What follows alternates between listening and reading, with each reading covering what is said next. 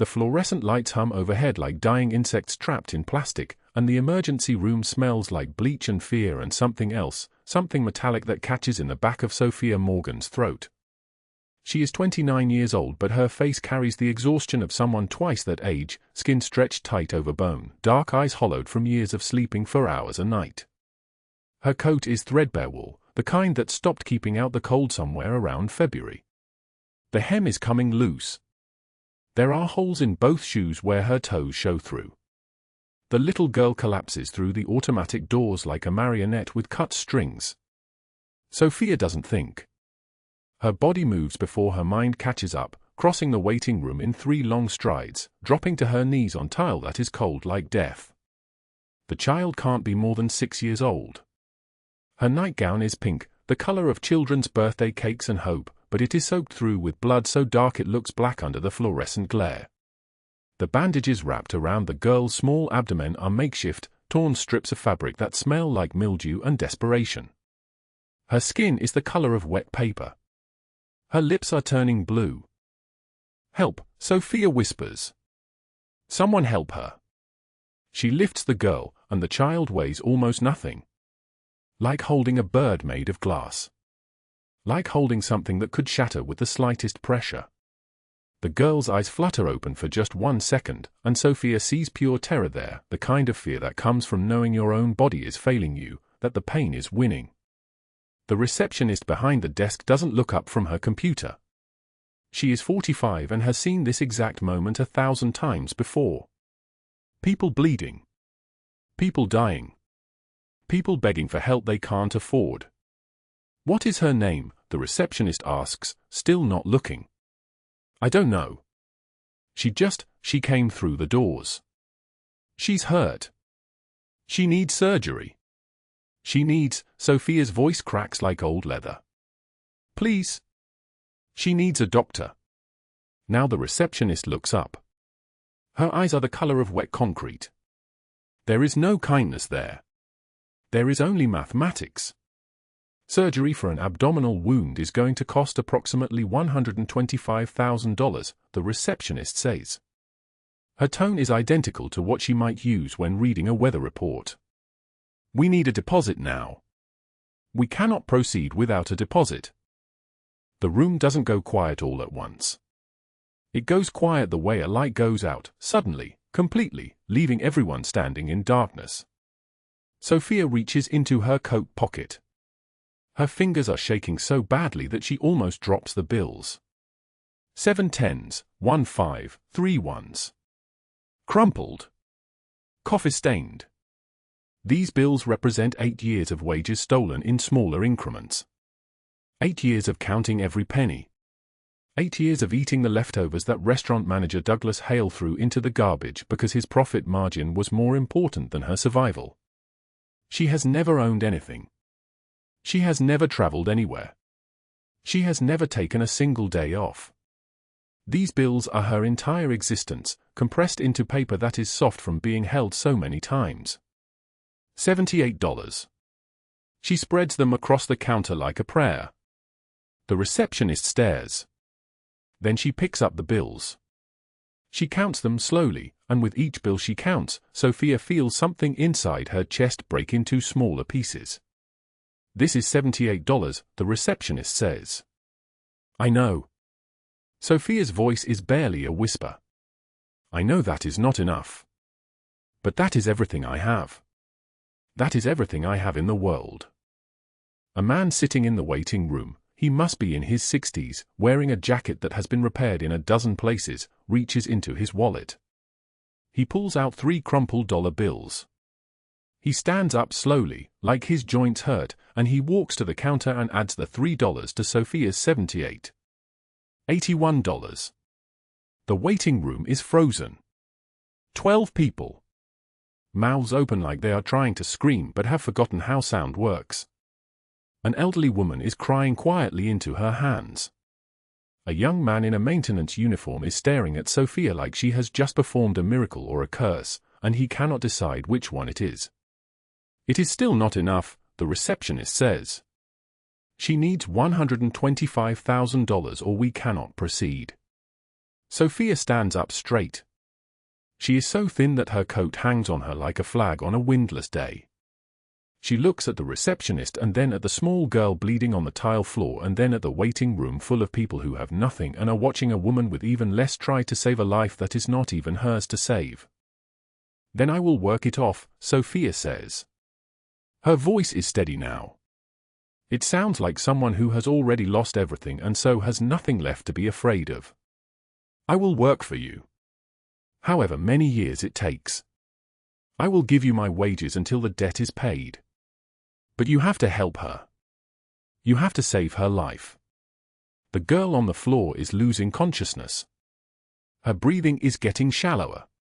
Sofia can count the seconds left by watching the rise and fall of the small chest slow down like a clock winding to a stop. A nurse finally appears, moving quickly but not frantically, which is worse somehow. Urgency would mean hope. This measured pace means the nurse is only going through motions. But she takes the child anyway, and medical people move her toward the back, toward the surgery rooms, toward the possibility of a tomorrow. Sofia stands in the waiting room with her $78 no longer in her pocket. She stands there like a person who has just given away her skeleton and is amazed she can still stand upright. The automatic doors slide open again. Outside, San Francisco is breathing at night, fog rolling in from the bay like something alive and hungry. The city is beautiful and brutal in equal measure, the kind of place where people with everything live on the same streets as people with nothing, and never once do their eyes meet. In the hospital corridor, in the shadows where the fluorescent lights don't quite reach, a man stands absolutely still. He is tall, 6'2", with shoulders broad enough to carry the weight of an empire. His suit costs $10,000. The fabric is Italian wool that has been woven in a specific mill for 300 years. His watch is a Patek Philippe. His shoes are handmade leather. Everything about him screams power and violence held in perfect balance, like a predator pretending to be human. His name is Luca Calabrese, and he has been searching for 8 years. 2 men stand beside him, flanking him like bookends made of muscle and loyalty. They are Tony and Pietro, and they have worked for Luca for so long that they can read his moods in the way he breathes. Right now, his breathing is uneven. His hands, which he keeps very still at his sides, are shaking. The girl on that stretcher is named Emma. She is his daughter. She was taken from him when she was not quite 2 years old by a woman named Evelyn Blackwell, a woman with wealth and connections and the kind of casual cruelty that comes from never once being told no. Evelyn stole the child for a corrupt adoption scheme, sold her through channels that existed in darkness, and then disappeared with the money. For 8 years, Luca has been hunting. 8 years of investigators and dead ends and leads that went nowhere. 8 years of coming home to an empty room where a crib used to sit. 8 years of nights where he woke up screaming, still hearing the sound of the baby crying when they took her away. And then, 3 days ago, his network finally found a match. A girl with Emma's birthmark, a small crescent moon on her left ankle. A girl living in a foster home on the edge of the city. A girl who had been abused so badly that she had stopped speaking. But she was alive. She was his. He had planned to go to the foster home and remove her quietly, the way he removed problems from his life. 12 men in black SUVs. Swift. Efficient. Merciful because it would be merciful compared to what would happen to the family that had hurt her. But then she had run away. And now she was here, bleeding on a hospital floor, being moved toward surgery by people who did not know who she was or what she meant to the man standing in the darkness, watching everything. Tony leans close, very quietly. "The girl?" "My daughter," Luca says. The words sound like a prayer in a language no one has spoken in 1,000 years. Pietro and Tony exchange a look, the kind of look that passes between men who have stood beside each other through violence and loss and betrayal and know that something has shifted in the universe. They have never heard Luca Calabrese use the word daughter. They have never heard him speak of anything that he loved. Love was a weakness. Love was a vulnerability. Love was something that could be used against you by people with knives and bad intentions. But this girl is his daughter. And the woman who just gave every dollar she owned to save her life, this woman who should be invisible but somehow isn't, somehow stands out against the fluorescent lights like a candle in a hurricane, this woman just walked into a moment that would change everything. What Sofia does not know is that the man in the shadows has killed 17 people with his bare hands. She does not know that he owns half of San Francisco, the way a person owns a shadow. It is always there, always moving when he moves, always disappearing when he steps into darkness. She does not know that she has just made herself the most protected woman in the city. She does not know that in a few hours, when Luca Calabrese walks out of that hospital, he is going to set in motion a series of events that will destroy two people who have spent years building towers of cruelty on the foundation of her suffering.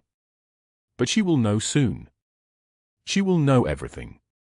Right now, she just stands in the waiting room, empty of money, empty of hope, watching the doors where the small girl disappeared, and she prays using the prayer card she has carried in her pocket for 8 years, a worn piece of cardboard with a picture of St. Catherine and words in Spanish that her mother taught her before her mother died. The card is soft from being held. The picture is faded almost to nothing. But Sofia holds it now and she whispers the words and she believes, in this moment, that maybe, just maybe, miracles are real. The fluorescent lights hum on. The waiting room holds its breath.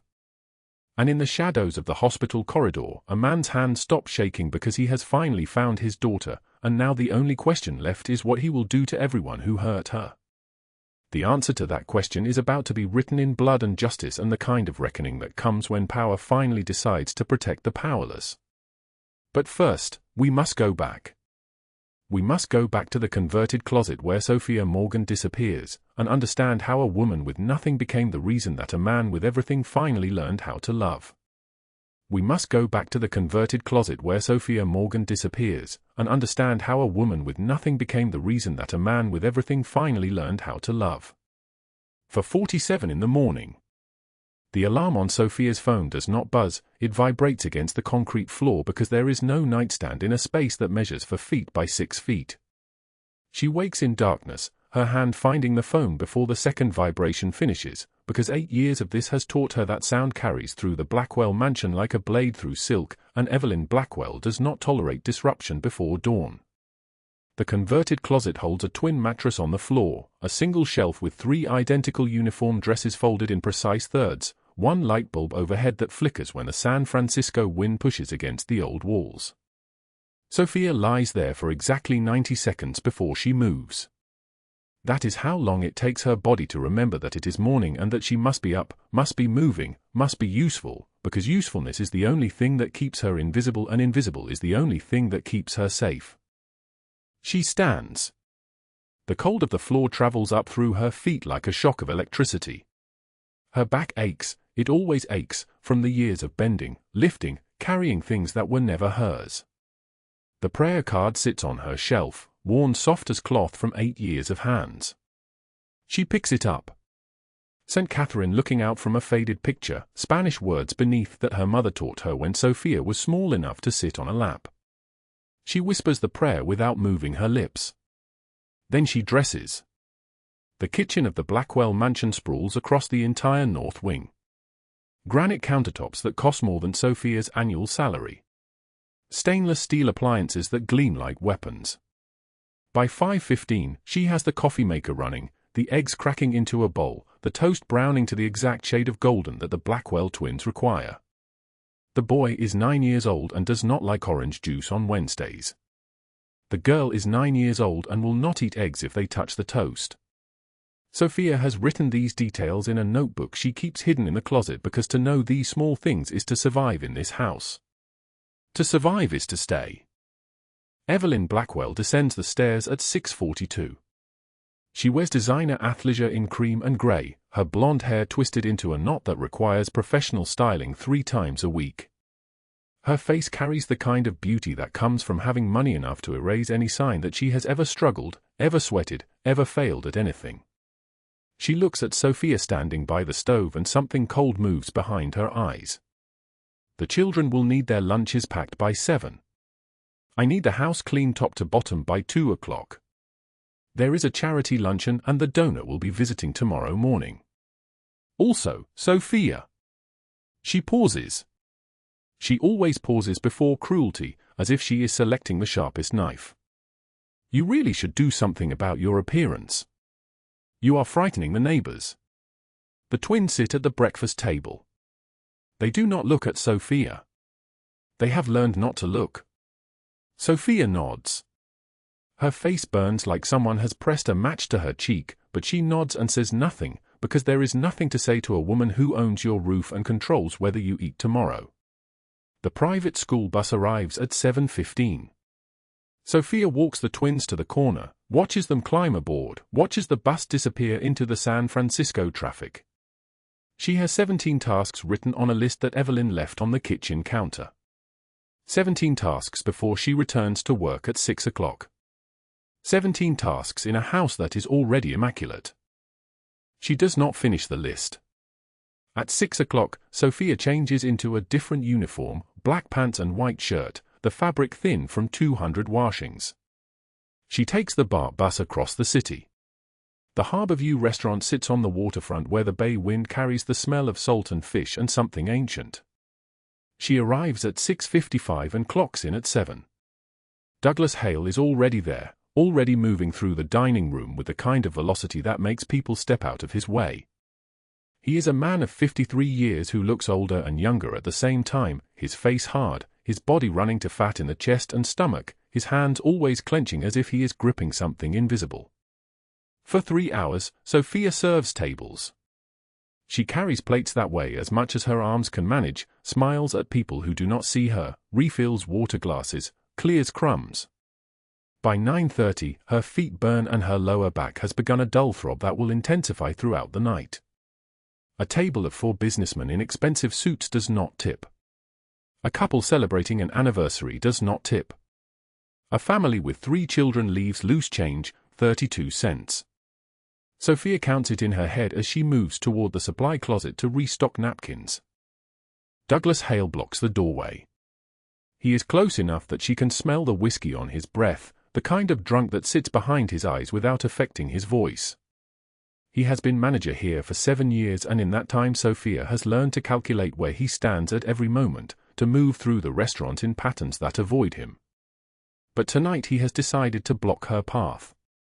"Tips tonight," he says. His hand extends. "Let me count."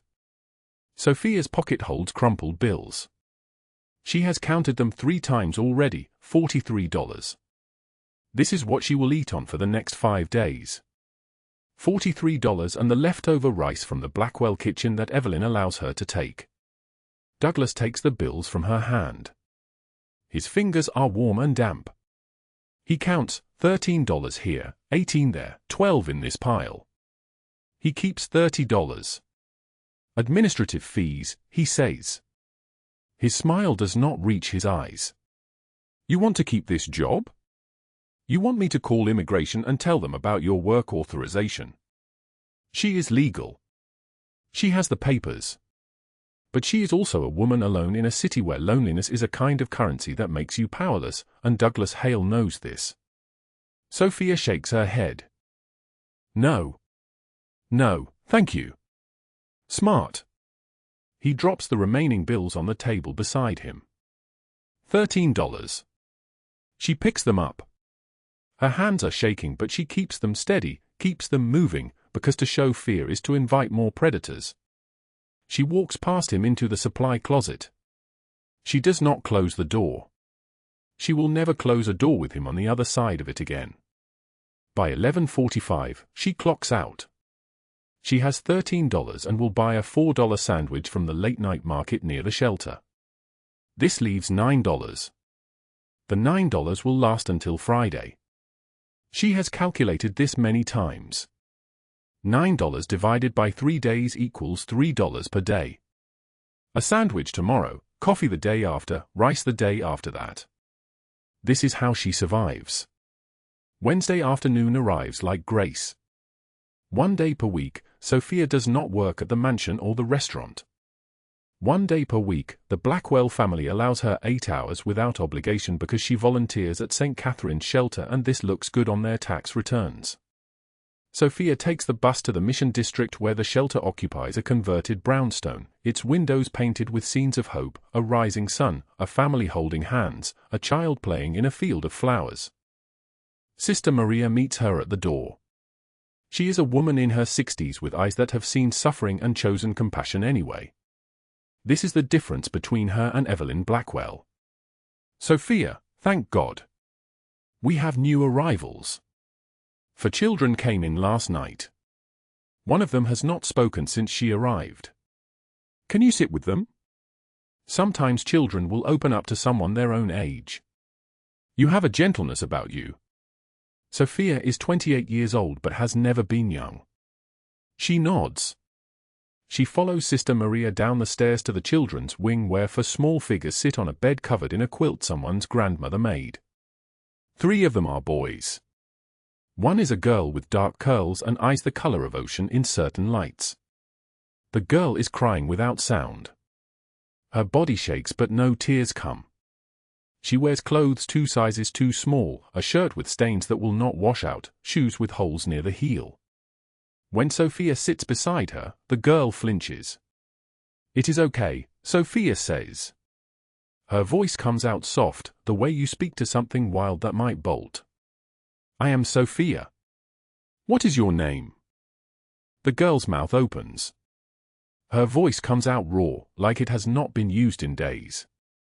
Emma. Emma. That is a beautiful name. Where are you from, Emma? Emma's whole body tenses. Her hands grip the quilt.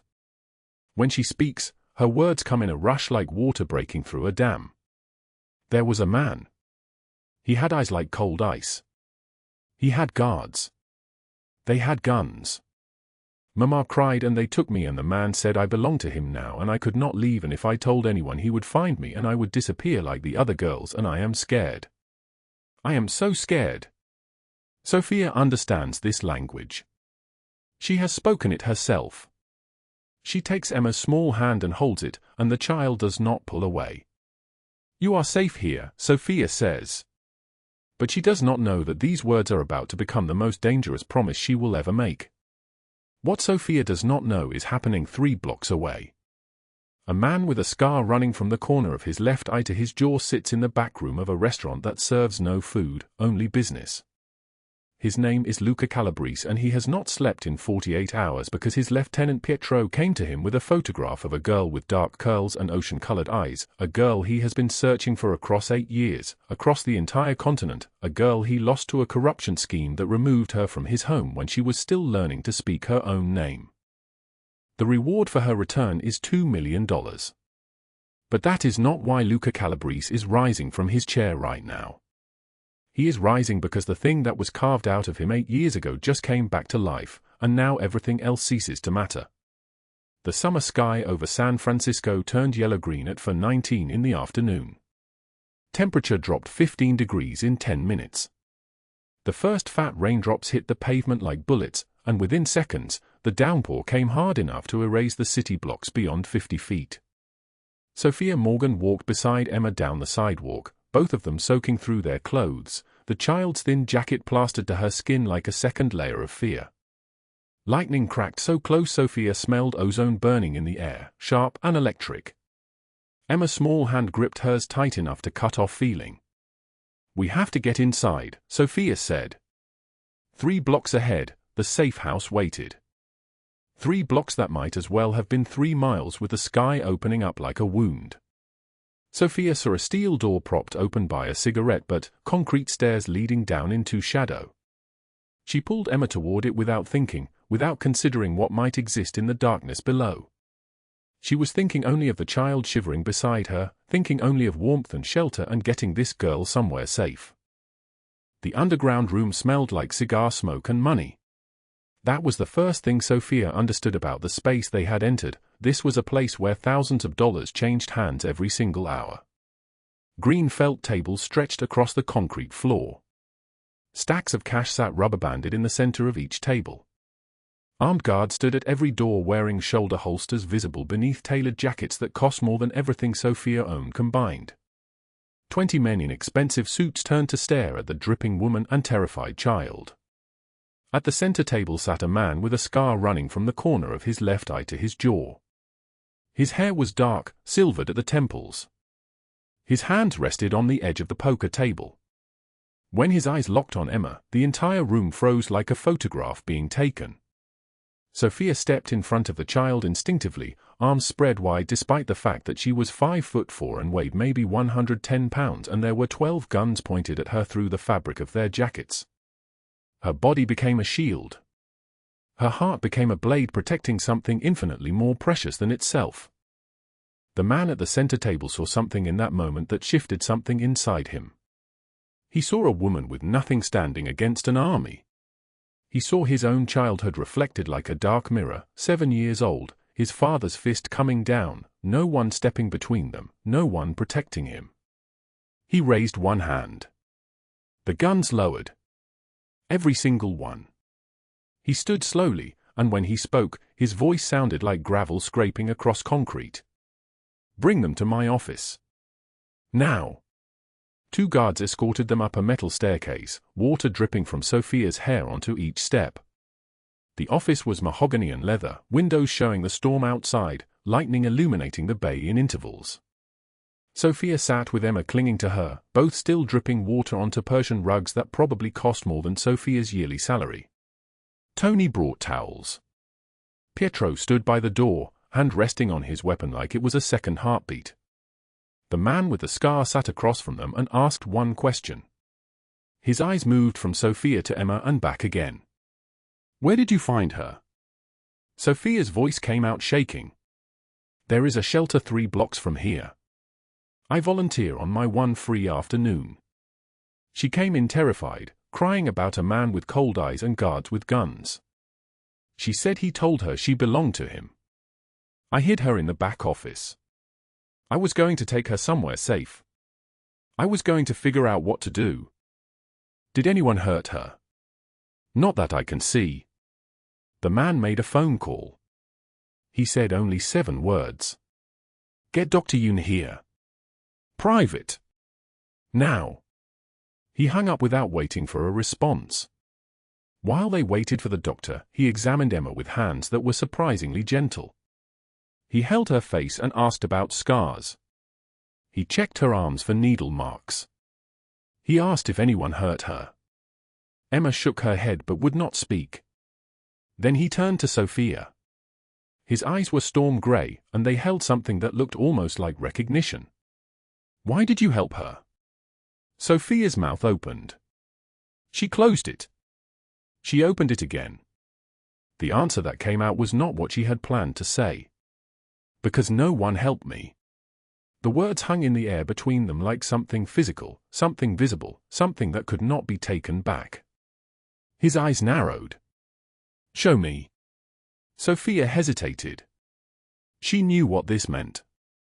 She knew the cost of revealing the map of her own survival written across her body. But she stood anyway. She turned. She slowly lifted the back of her shirt. The scars were layered like topography. Some old and silver and faded into pale lines. Some newer and pink and still tender. They ran in every direction like a map of 8 years that no one had ever seen. They told a story in a language only other survivors could read. Tony inhaled sharply. Pietro's jaw clenched like a fist. The man at the desk remained stone still, but his hands gripped the desk edge hard enough that his knuckles went white. When he spoke, his voice had changed. It sounded like something heavy and ancient waking up. "Who did this?" Sofia lowered her shirt. She turned back to face him. She named Douglas Hale and described the supply closet behind the restaurant kitchen, the stealing of her wages, the threats whispered against her neck in the darkness. Then she named Evelyn Blackwell and described the closet bedroom smaller than a bathroom, the 14-hour days, the unpaid overtime, the verbal cruelty delivered in front of guests to remind Sofia what she was not. "I have nowhere else to go," Sofia said quietly. "I send money to my mother in Nevada. This job pays $600 a month plus room and board. I work the restaurant shifts for survival. I have $78 to my name. I have no options." The man made 2 phone calls. He gave only names and addresses. He said nothing else. Dr. Yun arrived within 27 minutes, her bag under her arm, her expression professional but concerned. She examined Emma with the same careful attention the man had shown. When she finished, she looked up and said the words that changed everything. Internal bleeding. Ruptured spleen. She needs emergency surgery within the next 3 hours. Without it, she will not survive the night. The surgery costs $125,000. Sofia felt the words land like a physical blow. $125,000. She made $600 a month. That was 217 months of work. That was 18 years. She stood and emptied her pockets without hesitation. $78 in crumpled bills. 3 more she borrowed from Tony, who stared at her like she had grown a second head. $81. She placed it on the desk in front of the man with the scar. It is not enough, she said. I know it is not enough. But it is all I have. The men in the room went absolutely silent. Not the silence of waiting. The silence of witnessing something that violated every law they understood about how the world worked. Luca Calabrese had watched men beg for their lives. He had seen people sell their children for drug money. He had witnessed every kind of human depravity that money and power could produce. But he had never seen someone with nothing give everything. He looked at the $81 on his desk. He looked at Sofia Morgan standing in front of him soaking wet, defiant, refusing to let the impossible defeat her. He made a decision in that moment that would burn through the next week like a fuse lit on dynamite. He picked up the phone. He made arrangements through shell corporations that would never be traced. He paid for Emma's surgery himself, but he did not tell Sofia. He wanted to see what she would do next. He wanted to understand what made a woman like this. Emma will have her surgery, he said. His voice sounded like an oath being made. She will have everything she needs. Sofia's eyes filled with tears. Why would you do this? Because, he said, the people who hurt you believed you were nobody, and that belief needs to be corrected. He reached into his jacket. He pulled out a worn prayer card, edges soft from decades of handling. His mother's card. The only thing he had kept from his childhood. He slid it across the desk towards Sofia. You have options now. What Sofia did not know was that Luca Calabrese had already set other events in motion. By sunrise, Douglas Hale would answer for every stolen dollar, every scar, every moment of cruelty. By sunset, Evelyn Blackwell's secrets would be exposed to the city she had ruled through wealth and social position. But for now, in this moment, Sofia Morgan held a worn prayer card in her shaking hands and let herself believe that somehow, impossibly, someone was finally fighting for her. The cold November rain hammered against the federal courthouse steps as Douglas Hale stood in handcuffs, his face the color of old ash.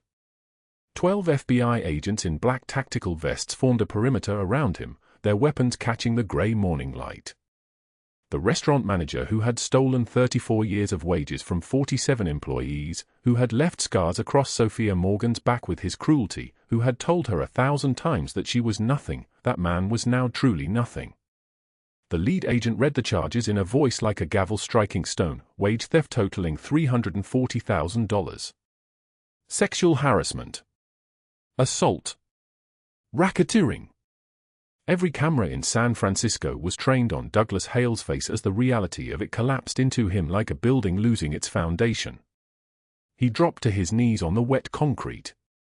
His coffee cup lay shattered beside him, brown liquid spreading like a stain across the granite. His mouth opened and closed without sound. When words finally came, they poured out in desperate gasps. I can pay it back. I can fix this. I have a family. Please. My kids, my wife doesn't know, I can make arrangements, I have money in, please, I have a, his voice cracked into nothing. His body went rigid with a fear so complete that his bladder released, dark stains spreading across his trousers. The camera operators kept filming. The courthouse steps went silent except for the sound of rain and the scrape of metal as agents secured his wrists in restraints. The lead agent spoke, her voice steady and without mercy. You should have thought about that before you put your hands on people who couldn't fight back. Before you stole their rent money. Before you made them choose between eating and surviving another shift. Douglas was hauled to his feet, his legs unable to support him, his body limp like a puppet with its strings cut. They loaded him into the federal transport vehicle at 6:08 in the morning. The sentence had been handed down 3 days earlier in a closed courtroom, 40 years without parole. 40 years to understand what it meant to have nothing, to be at the mercy of others, to lie awake at night wondering if today was the day someone would hurt him. But Douglas Hale was only the first domino. At 7:30 that same morning, in a house overlooking Pacific Heights, Evelyn Blackwell sat at her mahogany breakfast table with 8 women from her junior league committee. Their designer dresses cost more than Sofia Morgan's entire life savings. They sipped coffee from porcelain cups so delicate they seemed to exist only as suggestions. The wall-to-wall windows framed the Golden Gate Bridge like a painting. Evelyn was mid-sentence, discussing the charity gala she was planning, when Sofia appeared with the coffee pot. Sofia had come to work that morning out of habit, muscle memory. Her closet room was technically sealed by federal agents now, but no one had explicitly told her not to come. She moved through the kitchen like a ghost, a woman who had learned long ago to be invisible even when visible. Evelyn snapped her fingers. Not a gesture? A sound like a whip crack. Sofia stopped mid-pour. Evelyn's voice dripped with the casual cruelty of someone who had spent a lifetime hurting people precisely because she could, because they could not hurt her back. Sofia, you missed a spot on the sideboard yesterday. And honestly, do you ever bathe? You smell like poverty. It's quite unpleasant. The 8 women laughed, a sound like breaking glass. One of them, a blonde woman in a Chanel suit, added, "How does she even expect us to eat with that smell in the room?" Another laughed, covering her mouth with a napkin as though Sofia's existence was a minor embarrassment to be managed with good manners. Sofia's hands shook. Coffee sloshed slightly in the pot. She bent to wipe the imaginary spot Evelyn had mentioned, her back curved like a woman who had spent years making herself smaller. She was thinking about Emma. About the surgery scheduled for that afternoon. About whether Luca Calabrese's promise was real or a cruel variation of the cruelty she already knew. The doorbell rang at 7:31. It was not a sound that required investigation. Deliveries came and went. But the person who answered the door found not a delivery driver but 2 FBI agents in Navy windbreakers and a Department of Labor investigator in a gray suit. The investigator held a warrant that looked like it weighed something. They moved through the house with the certainty of people executing a plan they had rehearsed 100 times. They carried boxes. They were methodical. They were not angry. They did not need to be. Anger was for people who still had something to lose. Evelyn was called into her own living room like a student summoned to the principal's office. Her face shifted through confusion, then indignation, then something close to amusement. She believed she was untouchable. Wealth and social position had taught her that the world bent to accommodate her. The investigator laid out the evidence with the precision of someone laying out a crime scene. Labor law violation spanning 8 years. Wages paid below minimum standards. No overtime compensation. Unsafe working conditions. A housing violation that classified Sofia's converted closet as a storage room, not a bedroom, which was a federal crime. And deeper than all of that, embezzlement from the workers' compensation fund that Evelyn managed through her charity. $312,000, transferred to her personal accounts, explained away through falsified paperwork. Tax fraud on top of it. Everything built on the simple belief that someone like Evelyn Blackwell existed in a different category of human than someone like Sofia Morgan. Evelyn's face went from pale to crimson. She stood. She said things like, "My husband is a lawyer in this city. I know the governor. This is absurd. Absolutely absurd. You do not understand who I am." Her voice cracked like porcelain. The lead agent, a woman whose name was Chen and whose patience had been exhausted long ago, spoke with absolute calm. "Evelyn Blackwell, you are under arrest for conspiracy, labor trafficking, embezzlement, and tax fraud. You have the right to remain silent. Anything you say. Evelyn screamed. Not words. Just sound. Pure rage that her power had failed her, that the world had not bent, that she was being treated like a person and not a category. The handcuffs went on. They led her out of her living room toward the front entrance where the Federal Bureau of Investigation had parked 3 vehicles in her circular driveway. The Junior League women sat frozen at the breakfast table, their coffee going cold. Sofia stood in the foyer, holding the coffee pot. She watched Evelyn Blackwell being led past her, and for the first time in 8 years, Sofia saw the woman who had owned her as something small and terrified and powerless. The sentence, delivered by a federal judge who had read the testimony of 47 employees, was 22 years in federal prison. All assets were seized. The house would be liquidated. The children would be taken by Evelyn's ex-husband. Everything she had built on the backs of people like Sofia was being methodically dismantled, piece by piece, until there was nothing left but a room in a federal penitentiary and the sound of a cell door closing. The news spread through San Francisco like wildfire through dry summer grass. By noon, every major outlet was running the story. The restaurant manager. The wealthy philanthropist. Both arrested. Both facing decades. The narrative caught fire because it told a story people recognized, the powerful falling, finally, the invisible being seen. But Sofia did not see the news. She was walking. She walked away from the Blackwell house without telling anyone. She walked through the rain toward the place where the city fell away into nothing. The Golden Gate Bridge overlook was a place where people went to think about endings. Cold wind came off the bay like a knife wrapped in ice, carrying the salt smell of deep water and the screams of seagulls. Fog rolled in thick enough to swallow buildings. The railing was painted orange and ran along the edge of a 220-foot drop. Sofia's hand shook so badly she could not light the cigarette someone had left on the bench. She tried 3 times. Her fingers were numb, not from cold but from something deeper. She had $81 in her pocket. $80 that Luca had given her yesterday, plus the $3 she had borrowed and returned from strangers. She had no job.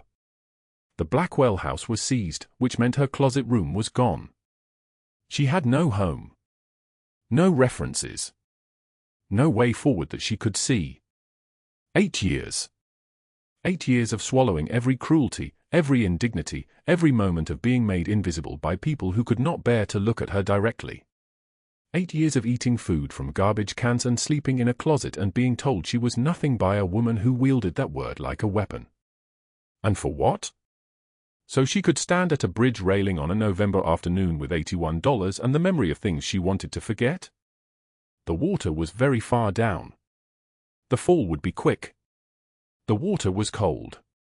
She had heard that drowning was peaceful, that your lungs filled with water and you stopped fighting and it was like falling asleep. Her hand reached into her coat pocket. She felt the worn prayer card there, the one Luca had slid across his desk, edges soft from decades of his mother handling it. She pulled it out. The image was faded, the words in Italian, a prayer for protection that had not protected anyone but had meant something to someone once. She thought of Emma's face in the hospital bed yesterday. The child had held her hand and asked, "Will you stay with me?" Sofia had said yes. She had meant it. Whatever came next, there was a child who was still alive because Sofia Morgan had given everything she had. Maybe that was enough. She was still holding the prayer card when the black SUV pulled up behind her. The car was pristine, expensive, wrong in every way for this place. The door opened.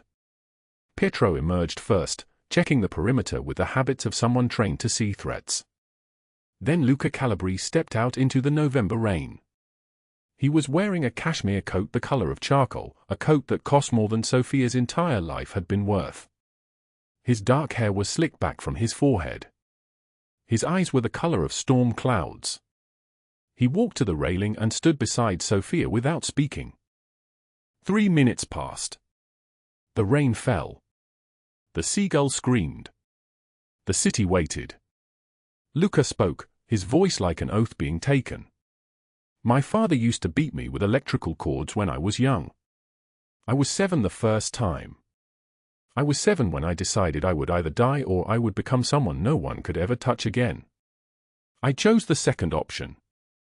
And I have spent every day since making sure no one could ever hurt me like that again. He turned to look at her. You have that same choice now. Sofia turned toward him. The prayer card was still in her hand. Why do you care? Her voice was barely a whisper. I am nobody. Luca reached out and took the prayer card from her shaking fingers. He looked at it for a long moment, then he looked at Sofia's face. You saved my daughter. You gave everything when you had nothing. You stood between her and danger when you had no power, no money, nothing but your own body and your own courage. That makes you the most dangerous kind of person, someone with nothing left to lose and everything to fight for. He put the prayer card back in her hands. I own hotels in this city. Restaurants. Construction companies.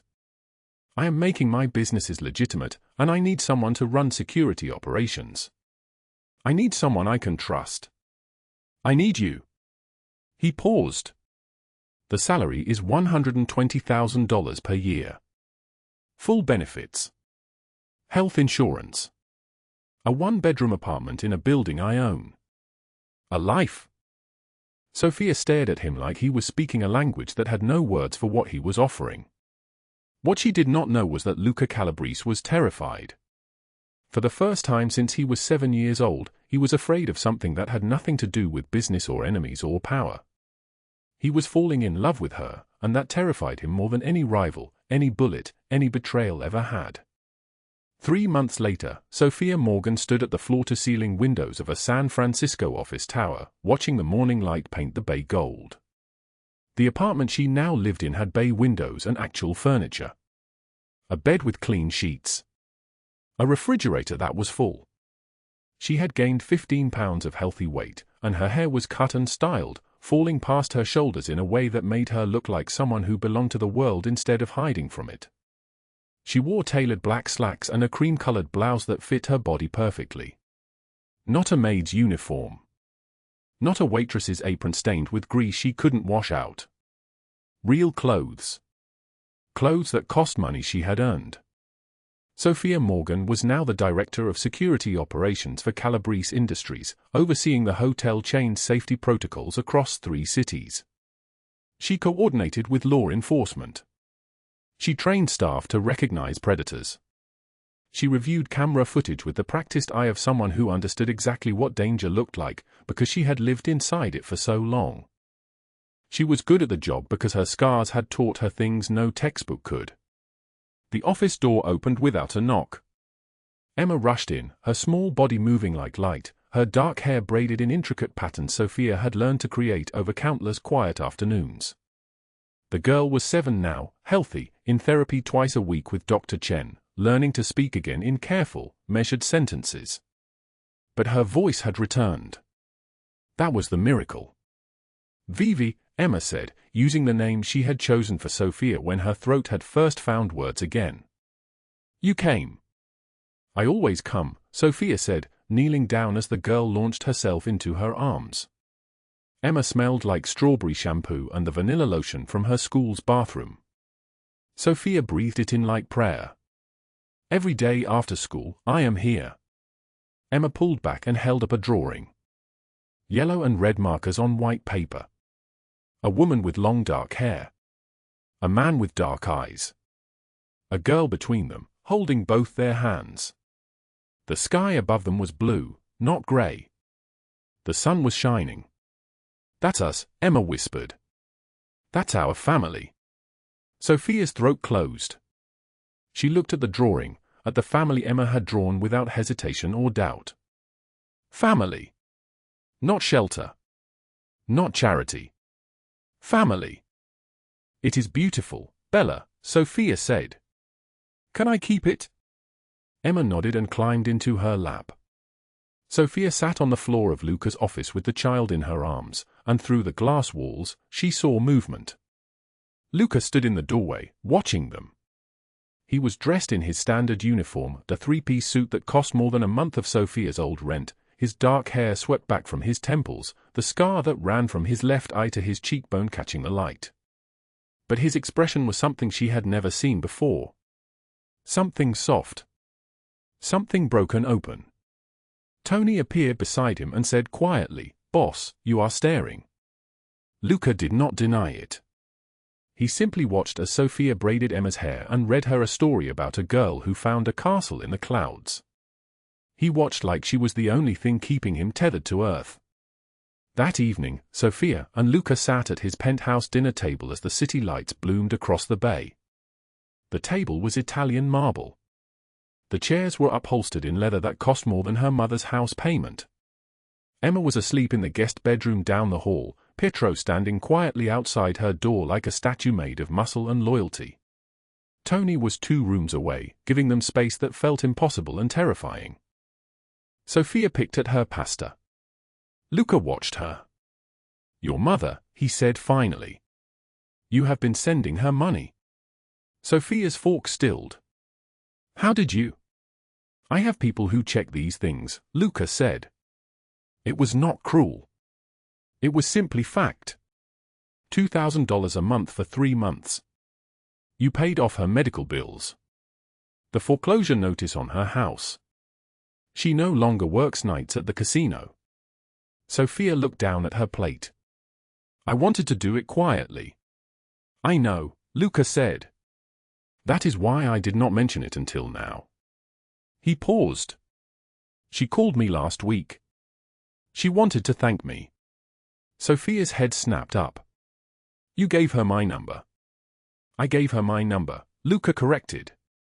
"And I answered when she called. She told me about the men who came to your door when you were 16. She told me about the debt your father left behind. She told me about the choices you made to keep her alive." His voice was steady as stone. "She also told me that you never once asked her for forgiveness, even though she was not there when you needed her most." Sofia's eyes were wet. She did not wipe the tears away. "I want to tell you about my father," Luca said. He was not looking at her now. He was looking past her, into a place he had locked away for 30 years. He was a dock worker. Strong. Brutal. He drank every paycheck and spent the rest beating my mother for not having more money to give him. When I was 14, he died in a bar fight over something stupid. A woman he could not have. A drink he could not afford. I found out about it from a stranger. Not from my mother. She was too ashamed to tell me." He turned to face Sofia. "That night, I swore that no child would suffer like I did. That is why I spent 8 years searching for Emma. That is why I burned down the adoption ring piece by piece, name by name, until everyone involved was arrested or destroyed. And that is why I cannot stop looking at you." Sofia reached across the table. Her hand trembled as it touched his. It was the first time she had touched him voluntarily, without survival forcing her hand. Luca's breath caught like she had struck him. "You saved me on the worst night of my life," he said quietly. "I cannot repay that." Sofia turned her palm up so their hands were completely joined. "You saved me on mine," she whispered. "We are even." "No," Luca said. He stood, pulling her up with him, and his hand came to her face, his thumb brushing away a tear. "We are bound." And then he kissed her, gentle and careful, like she was something precious he might break. The federal trial for the adoption ring lasted 8 weeks. 14 people convicted. The social worker who had falsified Emma's death certificate received 20 years. The lawyer who orchestrated the scheme received 35. Luca attended every day of testimony, and Sofia sat beside him in the gallery, her hand steady in his. When the verdicts were read, he gripped her hand hard enough to leave marks, but she did not pull away. She held him like he was holding her. Like they were the only solid things in a world that had shifted. In the courthouse hallway afterward, surrounded by reporters and camera flashes and the machinery of justice finally turning, Luca said, "You saved me on the worst night of my life." Sofia said, "You saved me on mine." And he kissed her again, this time in front of everyone, this time without apology. 6 months after the hospital, Sofia stood in Luca's office as the sun rose over San Francisco. Emma was asleep on the leather couch, wrapped in a cashmere blanket that cost more than the deposit on Sofia's old apartment. The girl's breathing was even. Safe. At peace. Luca placed a small velvet box in Sofia's hand. Inside was not a ring. It was a key. "The shelter where you volunteer," Luca said. "The entire building. I bought it. I am deeding it to a non-profit that you will run, fully funded, with an endowment that will last 50 years. Your mission. Your rules. Your vision." He paused. "You spent 8 years invisible. Now you make sure no one else disappears." Sofia looked at the key. It was small and ordinary, and it held the weight of the world. She cried. Not from pain. From relief. From the impossible knowledge that she was no longer drowning. She was no longer invisible. She was free. Luca held her while she shook apart and rebuilt herself into something new. Douglas Hale sits in a federal prison cell in Cell Block D, where men who hurt women do not last long. He has learned what justice looks like when it comes from predators who recognize their own kind and decide someone has to pay. Evelyn Blackwell scrubs floors in a women's federal facility, her hands raw and her back bent, no longer the one giving orders. The society pages that once published her photograph now publish her sentence. 40 years for her role in Emma's adoption, for her connection to the ring, for her willingness to destroy lives for profit. They are both forgotten. The world has moved on. Sofia and Emma walk through Golden Gate Park on a clear afternoon, feeding bread to ducks, laughing at the way the birds argue over scraps. Emma's voice is stronger every day. She has started school. She has learned to run without looking over her shoulder. She has learned that safety is real. Luca watches from a distance with Pietro and Tony flanking him like bookends. The 3 men stand at the edge of the park, watching the woman and the girl who changed everything. Tony says, "Never thought I would see you happy, boss." Luca does not look away from Sofia. "Neither did I." The scar on Sofia's back is covered now by a new tattoo, a phoenix rising from ashes in red and gold and crimson flames. In the center of the wings is Emma's small handprint, pressed into the ink when she was 5 years old. Sofia chose to make her pain visible on her own terms. She chose to transform it into art. She chose survival, and then she chose to help others do the same. After the rain, the sky clears. And sometimes miracles come from the most unexpected places. If this story moved you, please share it with someone who needs hope. Subscribe to this channel for more stories of ordinary people who refuse to stay powerless. Drop a comment below and tell us what you would have done in Sofia's place. A new story drops tomorrow at 3 p.m.